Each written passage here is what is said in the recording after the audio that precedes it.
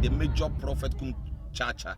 On say me catch was say bomoden na hwe too much GH. On say me kan ye nyane bone pa na kase ye pe wo wiase ya asondin. Asondin ti na Adam wo hu nyame ye no nyam no. Wo hu ne ma bi a wo hwehwehwehwe e wo other place ni ade. Cat won na bomoden na be hwe too much GH be hwe na subscribe bomoden o be hwe pe na wa ye subscribe o subscribe subscribe na subscribe na o subscribe a na wo benya ne ma pe a wo pe ne ma papa a wo pe ahwe nyame hira na ewra Tiafo ene adofono nema obibia akwaba ede batuma GHS so Ghana wahala jumede ene braso sayede ebebeso mo na ene dey nentia babeto yapno eso eyese Bishop Daniel Obinim awada eye International Gospel Church ano said dodo na enim eno SCF anu eye wo yare achese wo je eye ayarehwe din na ensin we bebeto edwa ebra chese ne lawyer ede ensem no ekwakoto kotufo enim se de munim no Bishop Daniel Obinim na nsem tem charges bebre na yede abono ni nyina ye mubekaya onabo Kennedy Japan nsem exposisa sorry ye ene munyo machese ebebaye enumu machese fraud ne ye documenting hun nsem bi good ne nyoma chese na ense na said nyoma na edoso na chese ye de charge no ebo no dodo na enumu amachese wadi ye court akwaniaba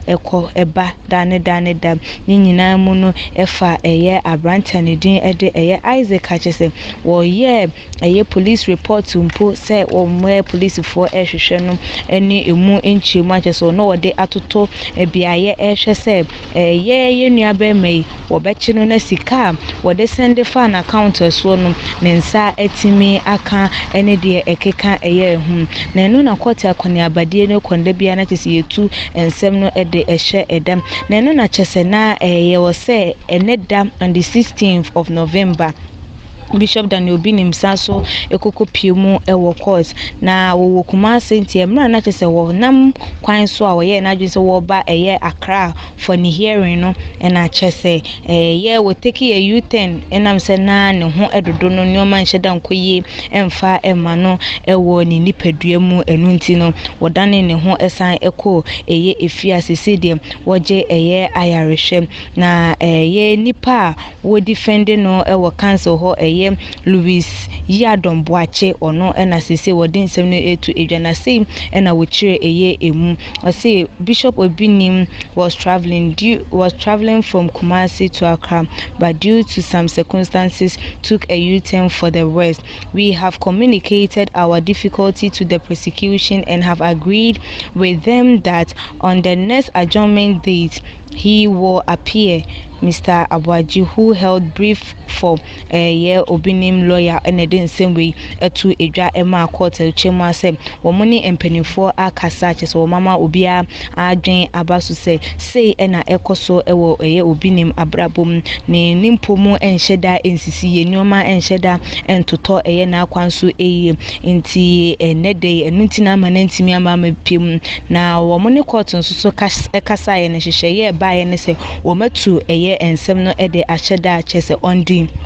17th of December 2020 and Bishop Daniel Obinim ebesanso akwako piemu ewo eye court na ebiemu nso na enye ono nkwa wone abrantia ono nso abeka ne ho anidin ono ye key suspect anidin ede eye kwabena ochre wo mo ebekwako piemu ewo eye Carnation District Court ewo Nkran on the 17th of December 2020 na busuafo ni nyina eye still said dem di kan one more ensem na branches so abe key suspect e won nsem no mu a wo mo ehwehwe no a wo mo patchen na wo use a Facebook name and din e de Angel Obinim ba Kobe Fireman ono by nam sensem e sorry ye ne ye for duplication ne de keka ho eso emema ne hom ne so no we delete ye ni Facebook post na say the pages no e bi nenso so ye empenifo aye den eteki ye screenshot of ye nyoma e course ni nyina wo mo betimi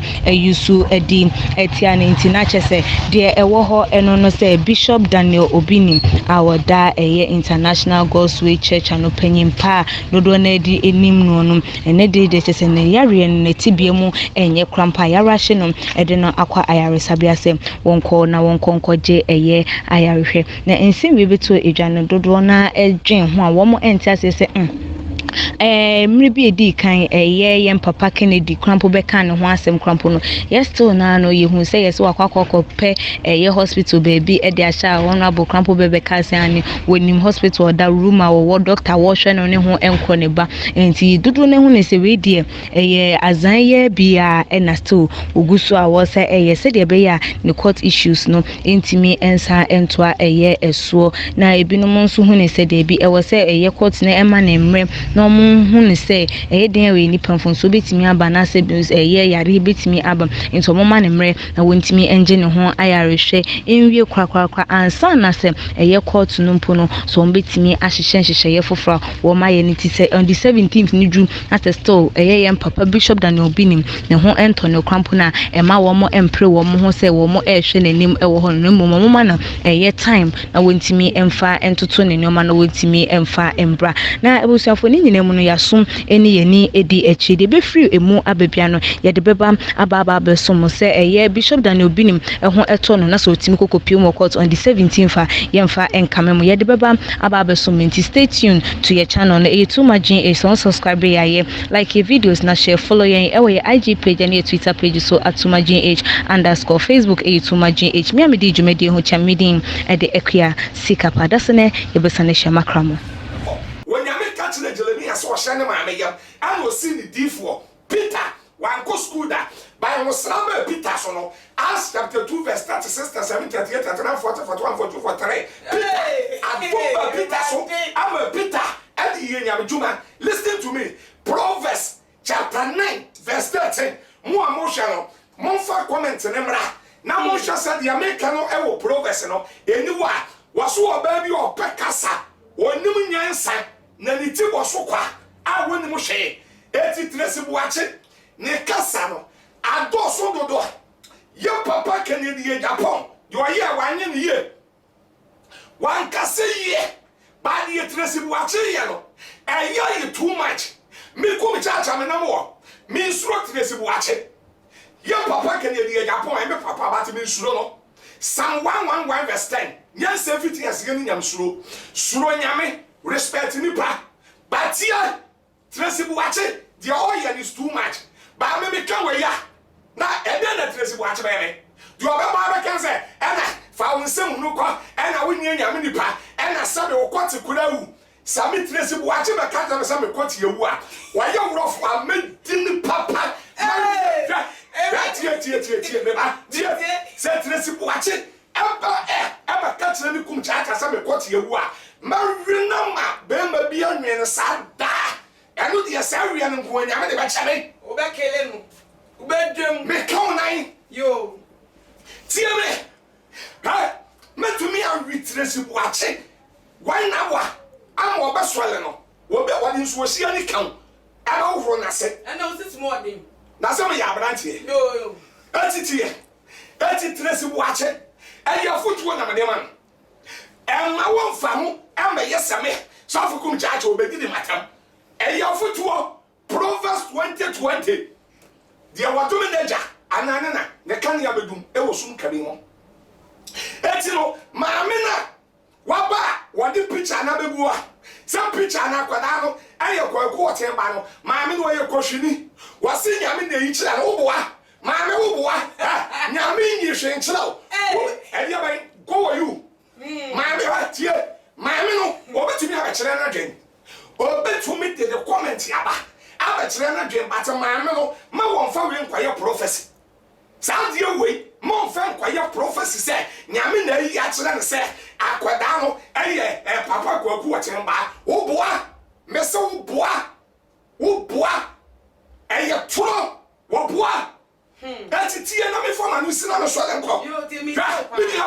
me catch na won say me can asiye ka bi yoma ka say kuma se isu na esi ye no ana me di we yabam sa Bible said what asam na wanye nhwehwemo no a wo bebu atan no ejimi fo eno ye prophets